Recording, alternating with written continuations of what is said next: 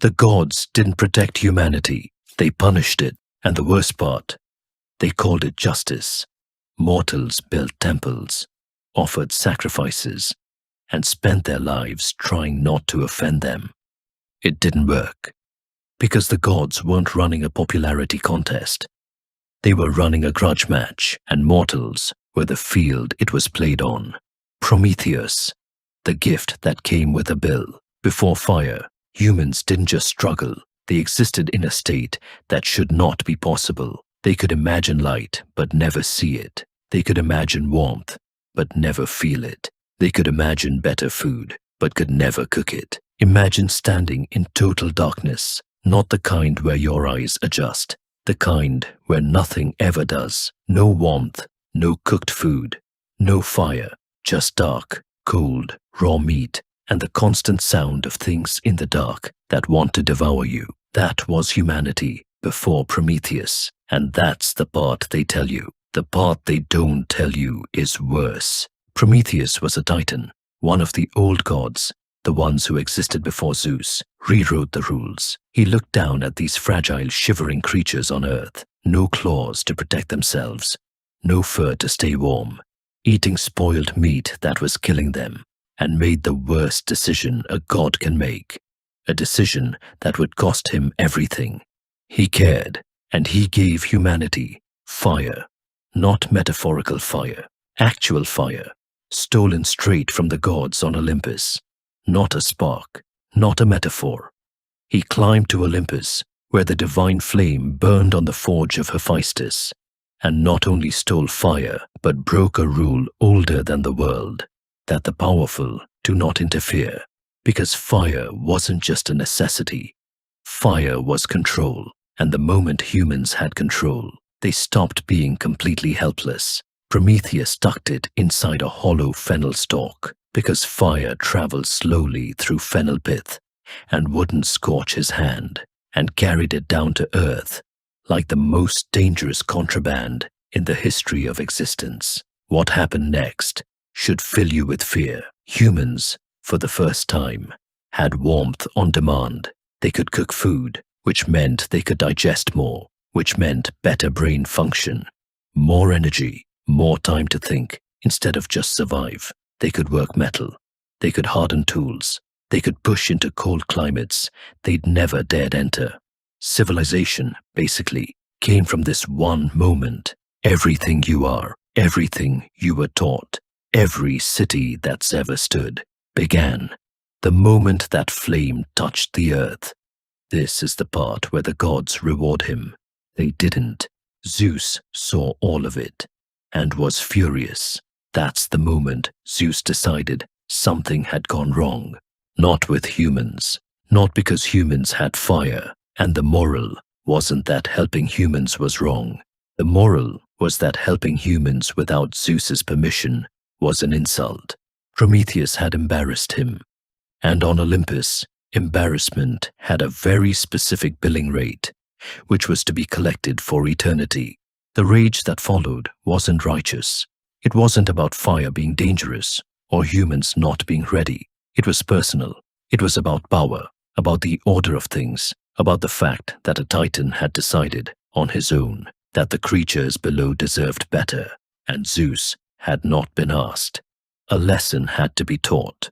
What Zeus did to Prometheus next is the kind of thing that makes our stomachs drop. He had him chained to the face of a mountain, iron bonds, forged by Hephaestus himself, wrapped around his wrists and ankles, and driven into the rocks so deep they would never loosen. And then Zeus sent an eagle. Every single morning, it landed on Prometheus's chest, spread its wings, and tore open his abdomen with its beak. Then it reached in and ate his liver, slowly, piece by piece, while he was conscious, while he could feel every piece ripped apart. The pain wasn't the worst part. It was knowing it wouldn't stop, because Prometheus was divine and could not die. Every night he would heal, and the liver would grow back. He woke up every morning, whole, and the eagle came again. This wasn't punishment designed to correct behavior and gain pardon. Prometheus was never going to be unchained. He was never going to be offered a second chance. This was retaliation designed to break him. This was to make an example so brutal that no being, god or titan, or anything in between, would ever look at the mortals below and feel compassion again. Let's pause for a second. This isn't a story about fire. This is a story about what happens when you help the wrong people. Prometheus' punishment lasted thousands of years, until Heracles, on one of his labors, found him and shot the eagle from the sky. What was his crime? Helping humanity, without permission. But this didn't mean Zeus was finished with the mortals. If you think that was the end of it, it wasn't even the beginning. He sent them Pandora. This is where humanity gets a gift. It wasn't a gift. What can teach a lesson better than a female's curiosity? Pandora was crafted by the gods, given beauty by Aphrodite, speech by Hermes, and curiosity deliberately built into her like a trap set in advance. She arrived on Earth carrying a sealed container. Inside it, plague, famine, madness, envy, war, grief, and every other poison the divine mind could conceive. She opened it, just like the gods knew she would. That was the point. Everything inside poured into the world and has never fully left. But one thing stayed trapped at the bottom: hope. Either the gods left humanity one mercy, or they left hope locked away where no one could reach it. Gods gave fire with one hand and released every form of suffering with the other. They called it balance. So, what exactly was the lesson? Don't be curious, or don't exist. Some goddesses weren't just curious, some were vicious. Now here's where it gets worse, because some punishments weren't random. They were targeted. Hera, the goddess who punished victims. There is something uniquely terrifying about a power that cannot be reasoned with. What is worse than random cruelty? Targeted cruelty. A monster you can fight, a storm you can shelter from, but a goddess who has decided you are guilty simply because a more powerful god noticed you. There is no door to bolt against that. There is no altar you can build, no prayer you can say, no virtue that protects you. You are already condemned the moment the wrong eyes fall upon you. That was Hera. Zeus was unfaithful on a scale that defies comprehension. Dozens of mortals, nymphs, goddesses, and anyone who caught his attention. He transformed himself to get close to them, then lied and manipulated. He was, by any modern measure, monstrous in his behavior toward the people he pursued. He was king of the gods. Hera could not touch him.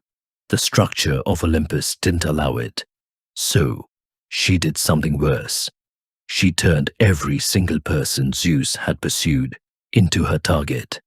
Io was a priestess, devoted, chaste, entirely innocent of anything except being born beautiful in a world where Zeus took what he wanted.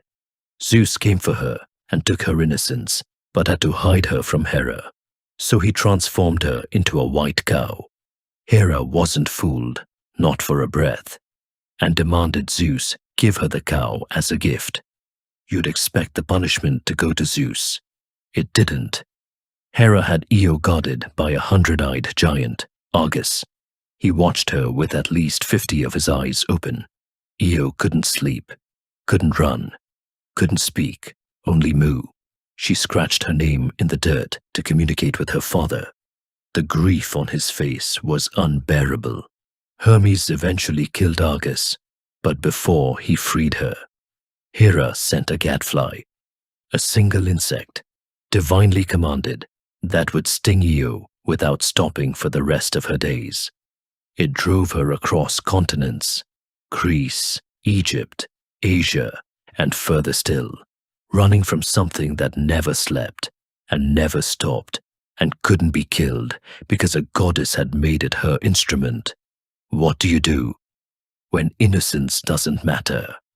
How do you survive a god noticing you? Io's crime was being visible to Zeus. We like to think this is ancient history. That power doesn't work like this anymore. That the powerful don't punish the innocent for the actions of someone above them. But change the names and tell me what's different. Even the strongest couldn't avoid Zeus' prowl.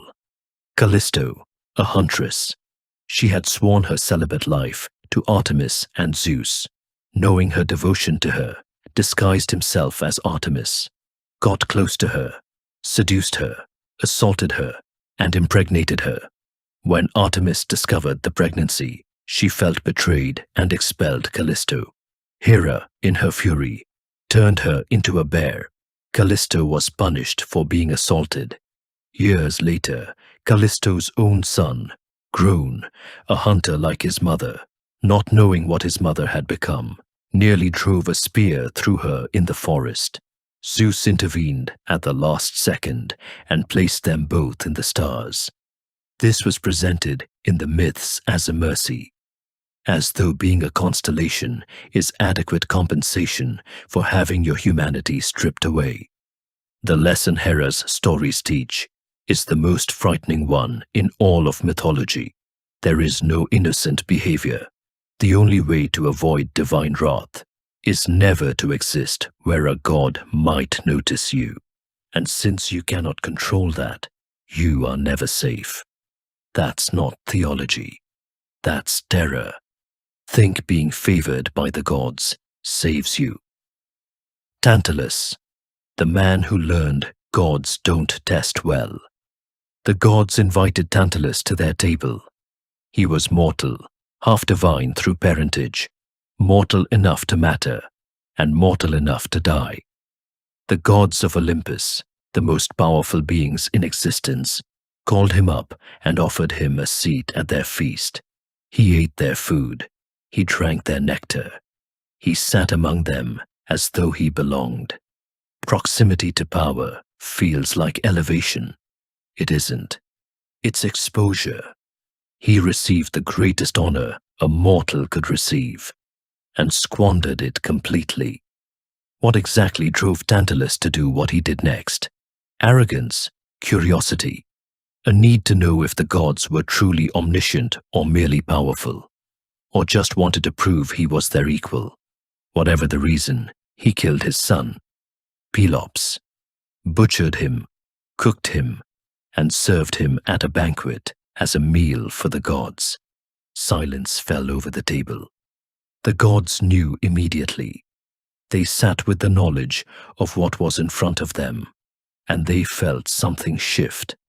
Not just disgust, but a cold, quiet fury at the audacity that a mortal would sit at their table, accept their hospitality, eat their divine food, and then serve them this. They didn't touch the food, except Demeter, who, lost in grief over her daughter Persephone, had already eaten a piece of the shoulder before the others stopped her. Later, Hermes reassembled Pelops and replaced the missing piece with ivory. He came back to life and lived a remarkable life. Tantalus was sent to Tartarus, not to the edge of it, but to the deepest point, a pit beneath the underworld, where the worst of the worst were consigned, where even death doesn't offer relief. He was placed in a pool of water beneath a fruit tree with ripe figs, pomegranates, and pears. Every time he reached for fruit, the branches pulled away. Every time he bent down to drink, the water receded. His punishment: be surrounded by abundance, yet be thirsty and hungry for eternity. The gods designed a punishment that mirrors the crime. He sat at their table and desecrated it. Now he stands at his, and nothing will ever reach his lips again. Fruits and water so close and yet so far. A new category of divine punishment so memorable that it created a new word in our language: tantalizing. You've felt this before. Being close to something you want, close enough to taste it, and still not allowed to have it. Now imagine that feeling, forever. So tell me, was this justice? Or was it humiliation, stretched into eternity? Divine punishments were not always individual. The Trojan War, 10 years of human blood for a divine frivolous argument. The Trojan War lasted 10 years. Thousands of men died. Entire cities burned. Picture this. Every season of the past 10 years spent living it in a trench outside a city that wouldn't fall, watching the people you came with die one by one, knowing you can't go home until it was over. 10 years. Imagine losing a decade of your life for an argument you weren't even part of. That was Troy for thousands of men who had nothing to do with divine vanity. At the wedding of Peleus and Thetis, a celebration full of gods and wine and divine music, a golden apple appeared, inscribed, "For the fairest." Hera, Athena, and Aphrodite each believed it was meant for them. The argument that erupted was so fierce, so unyielding, that Zeus, king of the gods, wielder of lightning, ruler of heaven, refused to judge it himself. He wanted no part of this decision, so he handed it off to a mortal named Paris, Prince of Troy, to judge. A young man who was minding his own business, tending sheep on a hillside. The three goddesses appeared before him. Each one made an offer. Hera promised him dominion over kingdoms, the power to rule and conquer, armies at his back, the world bending to his name. Athena offered wisdom and skill in battle, ability to outthink any enemy, to become the greatest strategist alive, and the ability to always win. Aphrodite offered him the most beautiful woman in the world. Paris chose the woman. The woman was Helen, a woman whose face, as the poet later wrote, launched 1,000 ships, though she never asked anyone to launch a single one, and, married to Menelaus, king of Sparta, Paris sailed to Sparta, took Helen, whether she went willingly or not, depends entirely on which poet you're reading, and sailed home to Troy. The Spartan king called in every Greek city-state that had sworn an oath and launched the largest military force the ancient world had ever assembled. The gods chose sides. Hera and Athena, feeling rejected, never forgave Paris for such humiliation, and still nursing their anger, they chose the Greek side. They spent 10 years, from the moment the war began, intervening in battles, steering events toward Troy's destruction, not out of justice, but out of wounded pride. What followed is almost too enormous to compress. The greatest Greek warriors the world had ever produced assembled on the beaches of Asia Minor.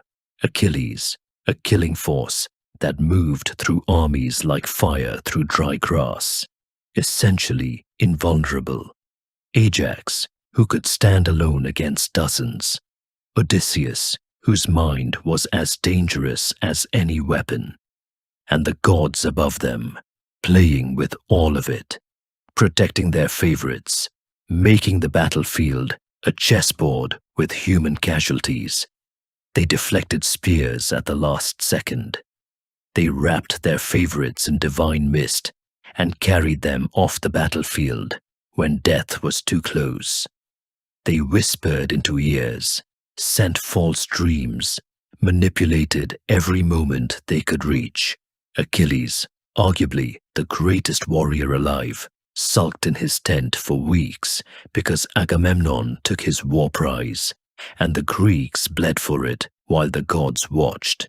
Patroclus put on Achilles' armor to inspire the troops and was cut down by Hector because Apollo stripped the divine protection from him mid-fight and left him exposed. through the trick of a hollow horse, through deception rather than force. Troy, the city that was supposed to guarantee sanctuary, eventually fell, burned to the ground. Its king was murdered on his own altar. It didn't end cleanly.